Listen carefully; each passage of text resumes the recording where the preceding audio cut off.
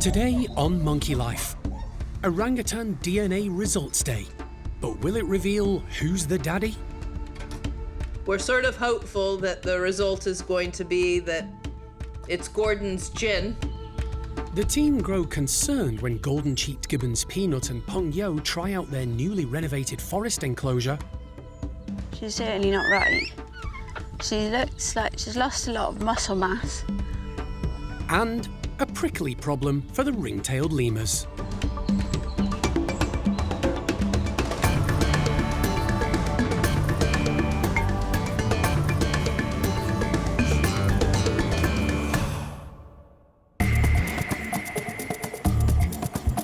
Monkey World in Dorset, buried deep in the English countryside, is the largest sanctuary of its kind on the planet.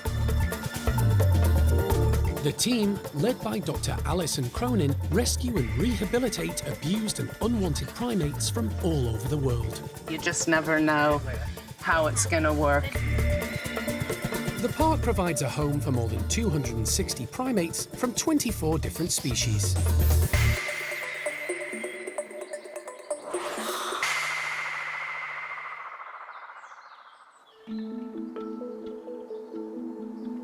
A genetics laboratory in North Wales is undertaking a special task today. The lab specialises in human DNA testing for personal, legal and forensic needs. And they've just received 4 samples from a source they've never tested before. 3 of them are from the park and are DNA swabs from orangutans Awan, Tuan and Gordon. The 4th, from Wingham Wildlife Park in Kent, is DNA from male orangutan Jin, a former Monkey World resident. We do about 200 of these samples a day, all of them human. These are our first orangutan ones that we've had. So yeah, we were confident that we'd be able to get some markers for them. I think it was about 97% of DNA that they share in common with us. So we're hopeful that we will be able to get a conclusive result. The team at North Gene Laboratory have been researching the possibility of extracting orangutan DNA and have discovered a number of markers appearing in both humans and orangutans.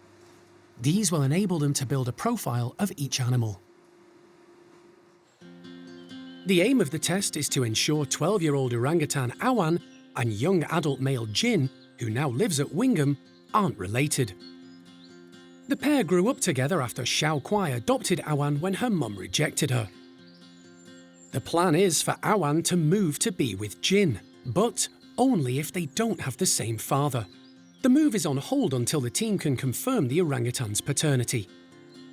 Awan is definitely Tuan's daughter, but Jin's father needs to be confirmed, because Xiao Kuai lived with both Tuan and Gordon around the time of Jin's conception. As no one wants an adult brother and sister living together, DNA is the only way to be certain they're unrelated. They wanted to be sure that there was no common parent, so we were certain that we could potentially do it after our initial research. DNA is a molecule containing a genetic code unique to every individual. The information coded in DNA is hereditary, meaning it passes from parent to child. Once the swabs have been analysed, the results are viewed and compared on a computer. If any of the animals share the same peaks, the likelihood is they're related. And with Jin and Gordon, it looks as if it's a positive result. It's incredibly exciting that we've been able to get a conclusive result for both orangutans. I think I best go give Alison a call. Charlotte and Hannah make a video call to Alison to break the news. We're sort of hopeful that the result is going to be that it's Gordon's gin, as opposed to the other way around. We'll have to wait and hear from you guys. So I can confirm that from the analysis we performed that it is very strongly supportive that out of the 2 potential fathers for Jin, that Gordon is in fact the most likely to be Jin's father, and Tuan is most likely to be Awan's father. All right, so Awan's free to go meet Jin then. That's fantastic. Well, we'll look forward to getting your reports, and I'll let Marcus at Wingham know as well. The result is what Alison expected and hoped for. It's just good to know that if Awan and Jin are to have any offspring, and we'll see, you know, maybe they will, maybe they won't. But if they do, they're unrelated individuals, and actually probably far more unrelated than a lot of other orangutans within the European population that's been established for so long. So, you know, Tuan, Gordon are very important individuals genetically, and we just need to make sure we're doing the right thing with them. Also waiting for the results is Marcus Wilder, the curator of Wingham Wildlife Park. Jin is actually most closely related to Gordon and not Tuan. So that is what we had suspected from the very beginning, and it means that the recommendation for Awan to come to you to be with Jin is all good. Good. Yeah. Very nice.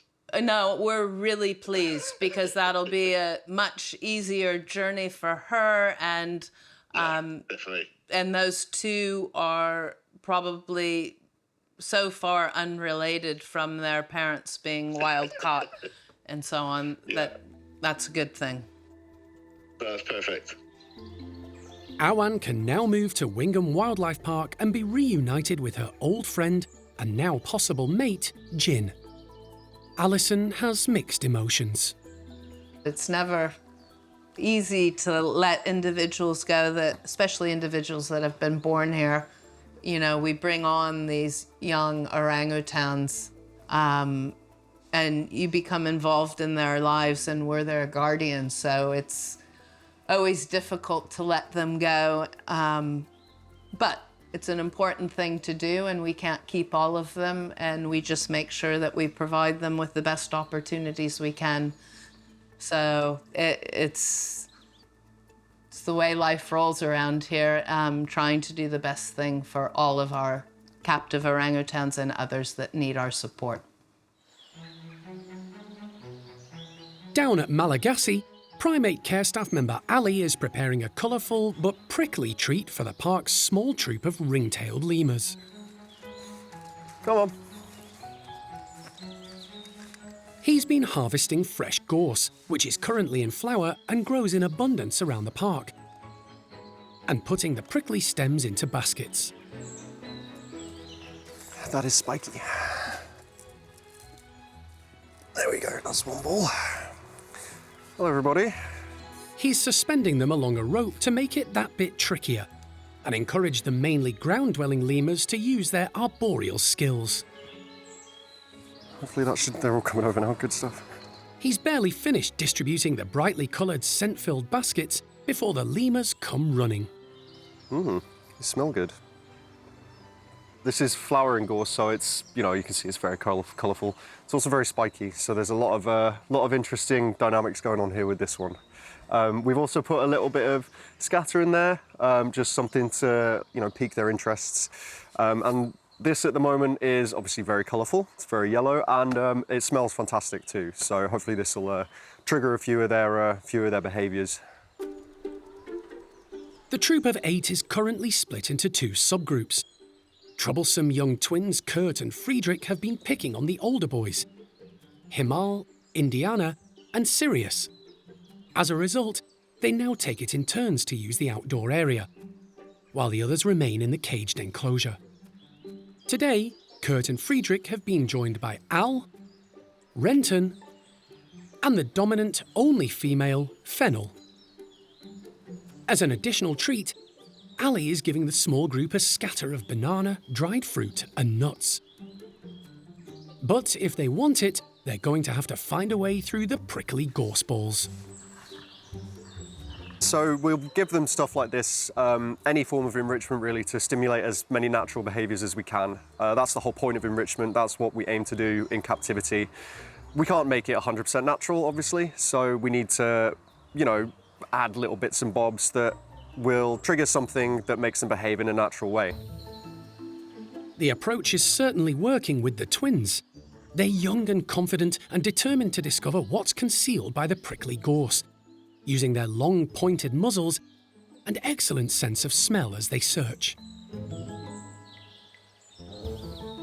The oldest in the troop is Renton, who's 25.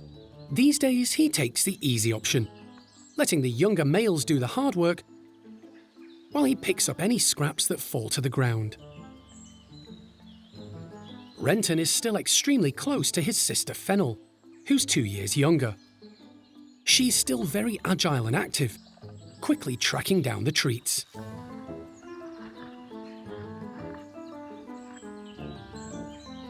Al is the other young male outside today. Very little is known about his background, but his broken tail suggests he suffered severe trauma during his time in the pet trade.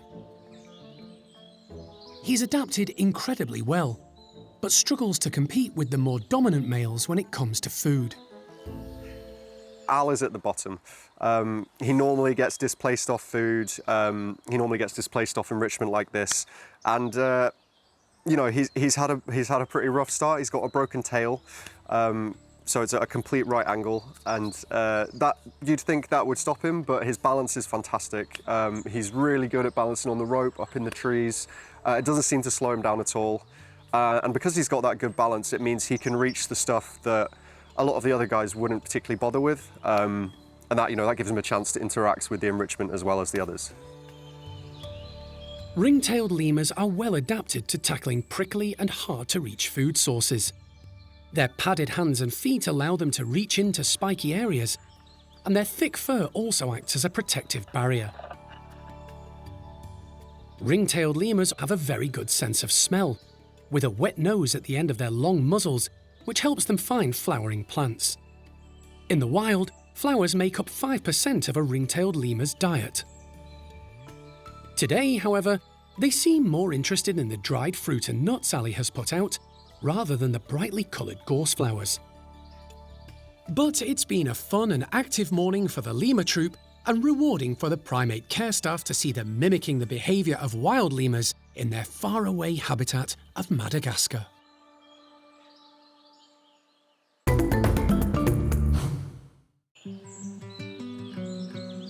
At Chimp Bart's outdoor enclosure, the primate care staff are preparing to bring the whole troop back together again.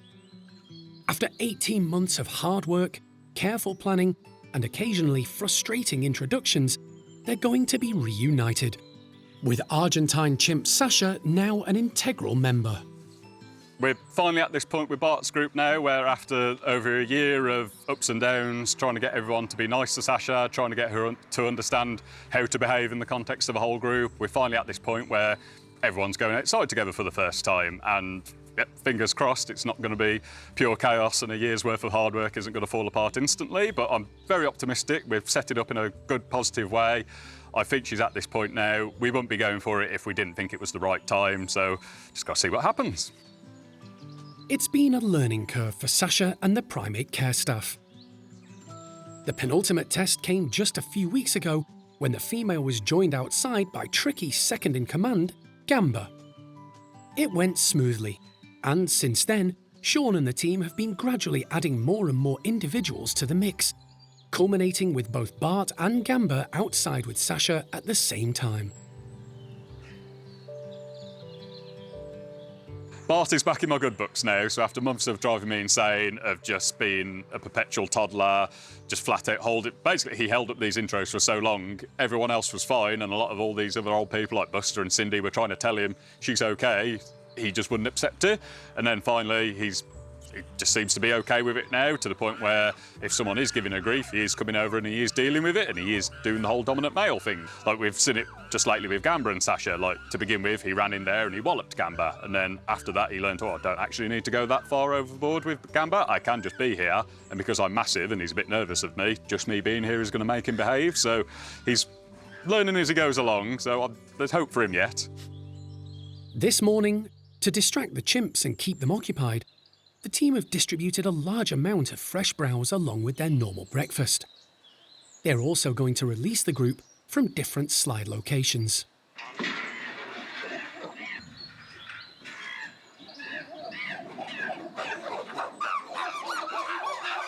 As usual, some of the more dominant individuals put on a bit of a noisy display.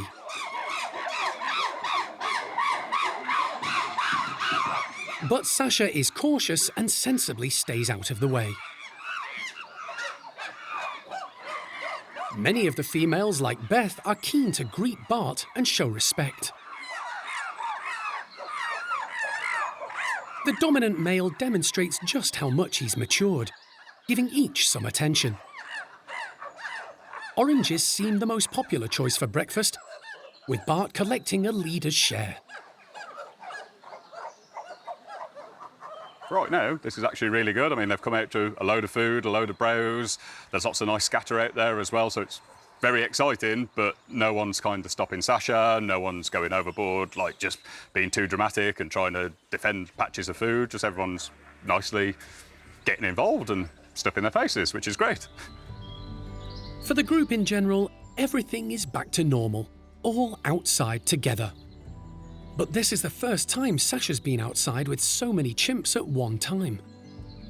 Luckily, she seems to be taking everything in her stride.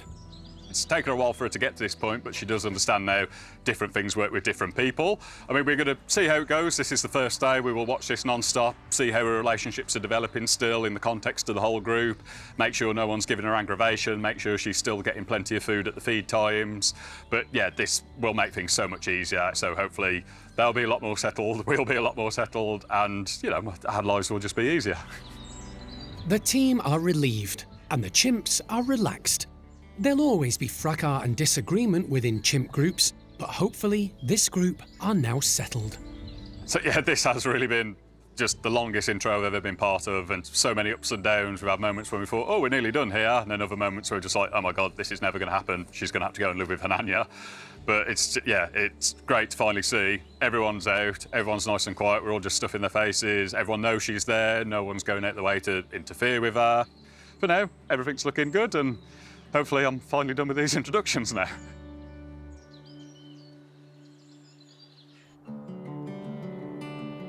At the Gibbons support building and enclosure, it's a big day for golden-cheeked pair Peanut and Pung-Yo. For the last few months, they've been confined to the indoor area and outside tunnels, while their tree-filled enclosure has undergone much-needed maintenance. The Great British weather delayed the finish date, but now it's ready, and the two Gibbons are about to try it out for the first time. As it is perfect time of year for them to go out now because they've been kept in during the winter months, so it's not really been an issue. But it's now the sun's coming out, all the new buds are starting to come through, so there's lots of lovely new browse in here, lots of lovely edible trees, nice spacious enclosures so they can move about and brachiate and just be Gibbons. It'll be very exciting, I can't wait. Alison's arrived to see what the long-established pair make of their revamped outdoor space. Time for primate care staff member Sarah to open up.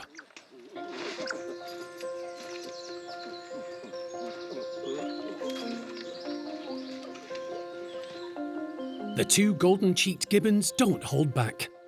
Pung-Yo is straight up into the trees doing what Gibbons do best, brachiating through the branches. Peanut is often a little slower than her gung-ho mate, but today she seems unusually cautious, stumbling a little. She's moving very slowly. The team are concerned with her movement. Maybe she's just had some sort of injury. Maybe she's got arthritis. So that could be an arthritic thing. Peanut. Yeah, she's struggling to walk there, eh? It may be a short-term issue, but it could be something more serious. She's approximately 27 years of age, but she's been fine while we've been doing the refurb outside. But we've let her out this morning, she came out fine, but she just seems to have gone a bit strange on her legs. So we're going to keep a close eye on her. And then we'll make a decision whether for today we bring her in and monitor her a bit closely inside where we have a bit more control. But yeah, we'll get some video footage of her moving so that the vet can analyse that way. And then we'll go from there. But no, Strange. Appetite's fine. Arms are fine. Strange. She looks even weaker out here than inside, isn't she? Yeah, I'm not happy with that. High in the trees, using her hands and arms to brachiate and move around, Peanut seems happier and more comfortable. Bee! But back on the ground, it's obvious she has a problem. The team are so concerned about the 27-year-old gibbon, animal director Jeremy has come to take a look. She's certainly not right. She looks like she's lost a lot of muscle mass. The team decide to call Peanut back indoors. Puppy! The worry is that if her condition worsens, the team won't be able to reach her quickly if she's outside. In the indoor enclosure and outdoor tunnel system, they'll be right on hand. The gibbons have regular operant conditioning sessions, so the primate care staff can examine them when needed. This allows Sarah to take a closer look. Peanut, come here. Good girl. Hi, oh, back scratches. That's nice. Can we see your foot? Can we see your foot? Can we see your foot? Peanut. Give me your hand. Good girl. Good girl. Come here. Can we see your foot? Good girl. That's better. That's better.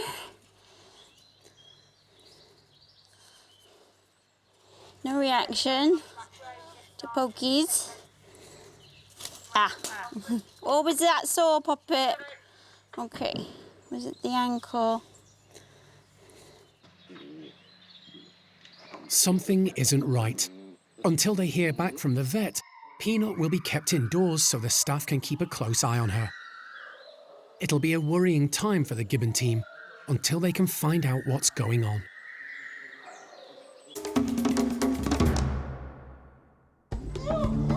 Next time on Monkey Life.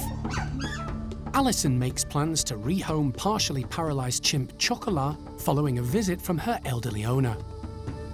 At 23 years old, you know, she's still got potentially another 30 years if she does well to live, Chocolat.